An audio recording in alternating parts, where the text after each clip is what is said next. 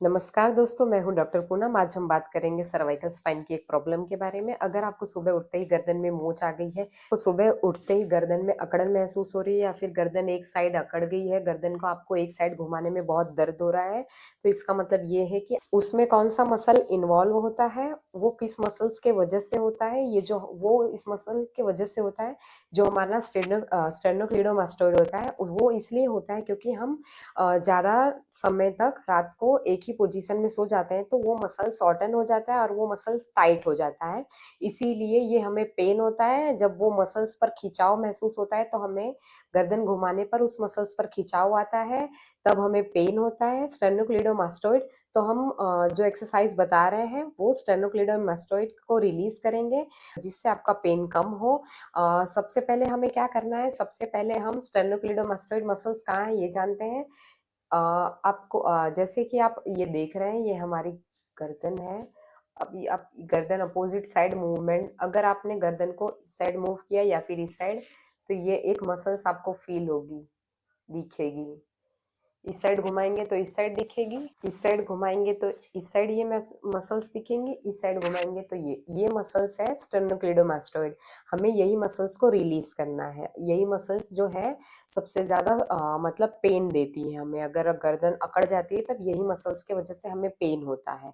अब हमें, अगर आपको इस साइड घुमाने में गर्दन में इस साइड पेन हो रहा है, तो उस साइड की मसल्स को हमें इस प्रकार से ग्रिप करना है। इस प्रकार से हमें उसे पकड़ना है। आप उसे होल्ड, एकदम जोर से मत दबाइएगा, नहीं तो आपको सांस लेने में दिक्कत होगी।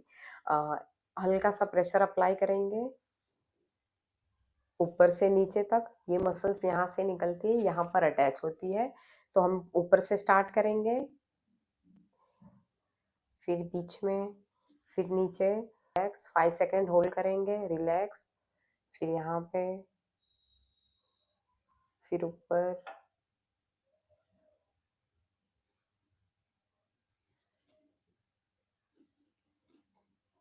इसको आप थोड़ा प्रेस करके रखेंगे और गर्दन को मूव करेंगे। जिस साइड आपको पेन हो रहा है उस साइड ले जाएंगे गर्दन को और प्रेस करके रखेंगे।